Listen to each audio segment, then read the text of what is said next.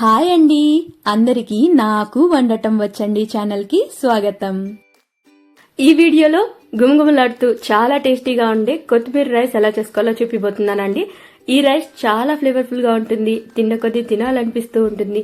ఈజీగా lunch box కి pack చేయొచ్చు, లేదా లెఫ్ట్ ఓవర్ రైస్ తో పొద్దున మనం బ్రేక్ఫాస్ట్ గా ప్రిపేర్ చేసుకోవచ్చు. జస్ట్ 5 minutes లో రెడీ అయిపోతుంది. ఈ కొత్తిమీర రైస్ ని మీరు ఎంత ఫాస్ట్ గా ప్రిపేర్ చేస్తారో అంత తొందరగా కడుపు నిండా తినేయచ్చు. ప్రిపేర్ చేసుకోవడానికి ఫస్ట్ అయితే మిక్సీ జార్లోకి ఒక చిన్న సైజు కట్ట కొత్తిమీరని కడిగి శుభ్రం చేసిన తర్వాత కాస్త పెద్ద ముక్కలుగానే కట్ చేసుకుని యాడ్ చేసుకోండి. వీటితో పాటు కొంచెం పుదీనాని యాడ్ చేసుకుంటే టేస్ట్ చాలా బాగుంటుంది, ఫ్లేవర్ ఇంకా పెరుగుతుంది. వీటితో పాటు ఒక 3 పచ్చిమిరపకాయలను యాడ్ చేసుకోండి. కాస్త తక్కువ కారం ఉన్నవైతే ఇంకో 2 యాడ్ చేసేసుకోండి. తరువాత ఈ సైజులో చిన్న అల్లం ముక్క, పొట్టు తీసిన 6-7 వెల్లుల్లిపాయ రెబ్బలతో పాటు కాస్త వాటర్ని యాడ్ చేసుకుని ఇప్పుడు మనం ఎంతైతే పేస్ట్ చేసుకుంటామో దానికి సరిపడా సాల్ట్ మాత్రం యాడ్ చేసుకుని వీటన్నిటిని మిక్సీలో మెత్తగా గ్రైండ్ చేసి తీసుకోండి. మనం గ్రైండ్ చేసుకున్నదైతే ఈ విధంగా స్మూత్ గా ఉండాలి. ఇప్పుడు దీన్ని పక్కన పెట్టేసుకోండి. ఇప్పుడు స్టవ్ పైన ప్యాన్ పెట్టుకుని అందులోకి 1.5 టేబుల్ స్పూన్ వరకు ఆయిల్, అలాగే ఒక 1/2 టేబుల్ స్పూన్ నెయ్యిని యాడ్ చేసుకోండి. ఆయిల్ వేడైన తరువాత ఒక బిర్యానీ ఆకు, ఒక ఇలాచీ, ఒక అనాస పువ్వు, 2 లవంగాలు, అలాగే ఒక 1/2 టేబుల్ స్పూన్ వరకు జీలకర్రని యాడ్ చేసుకోండి. ఇవి ఆయిల్లో ఫ్రై అయినప్పుడు వాటి నుంచి మసాలా స్మెల్ అనేది చక్కగా వస్తుంది, అంతవరకు ఫ్రై చేసుకోండి. అలా ఫ్రై అయిన తరువాత ఒక 3-4 వెల్లుల్లిపాయ రెబ్బల్ని చిన్న చిన్న ముక్కలుగా చాప్ చేసి యాడ్ చేసుకోండి. వెల్లుల్లిపాయ రెబ్బలు ఆయిల్లో ఫ్రై అయిన తరువాత సన్నగా తరిగిన ఒక సగం ఉల్లిపాయ, కొన్ని జీడిపప్పుల్ని యాడ్ చేసుకుని ఒక ఎండుమిరపకాయని తుంచి వీటితో పాటు యాడ్ చేసేసి చక్కగా ఉల్లిపాయల్లోని పచ్చివాసన పోయి జీడిపప్పులు లైట్ గా రంగు మారేంత వరకు ఫ్రై అవనివ్వాలి. ఇలా ఆనియన్స్ ఫ్రై అయిన తరువాత ఇందులోకి ఆప్షనల్ గా మనము కూరగాయలను యాడ్ చేసుకోవచ్చండి. నేనైతే కొన్ని చిన్న చిన్న ముక్కలుగా చాప్ చేసుకున్న క్యారెట్, అలాగే ఒక 2 విజిల్ల వరకు ఉడికించుకున్న స్వీట్ కార్న్ ని యాడ్ చేసుకుంటున్నాను. మీరు స్వీట్ కార్న్ ప్లేస్ లో కావాలంటే ఫ్రెష్ గా ఉన్న గ్రీన్ పీస్ అయినా యాడ్ చేసుకోవచ్చు, కానీ నాకైతే స్వీట్ కార్న్ ఫ్లేవర్ చాలా బాగా నచ్చిందండి ఈ పుదీనా రైస్ తో పాటు. సో ఇలా యాడ్ చేసిన తరువాత వాటిని కాస్త ఫ్రై అవనివ్వాలి. స్వీట్ కార్న్ ని ఎలాగో ముందుగానే ఉడికించుకున్నాం, అలాగే క్యారెట్ ని చిన్న చిన్న ముక్కలుగా చాప్ చేసేసాం కాబట్టి ఎక్కువసేపు ఏం ఫ్రై అవసరం లేదు. కొంతసేపు తర్వాత కొన్ని కరివేపాకు రెమ్మలు వేసి కాసేపు ఫ్రై అవనివ్వండి.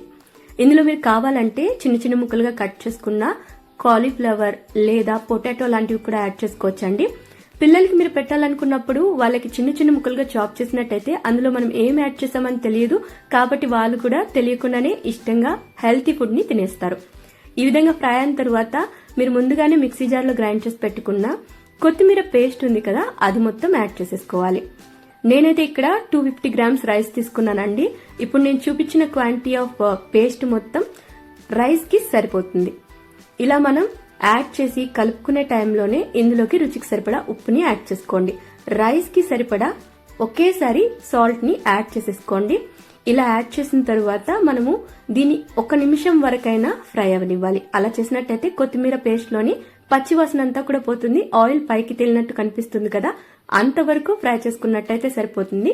చూడండి, మనం పేస్ట్ యాడ్ చేసినప్పుడు లైట్ గా వాటర్ కంటెంట్ ఉంది కదా, అదంతా కూడా వెళ్ళిపోయింది.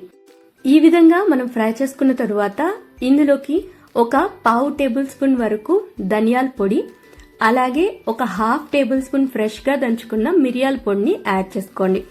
వీటిని మనం కొత్తిమీర మసాలాతో పాటు కలిసే విధంగా మిక్స్ చేసేసుకోవాలి.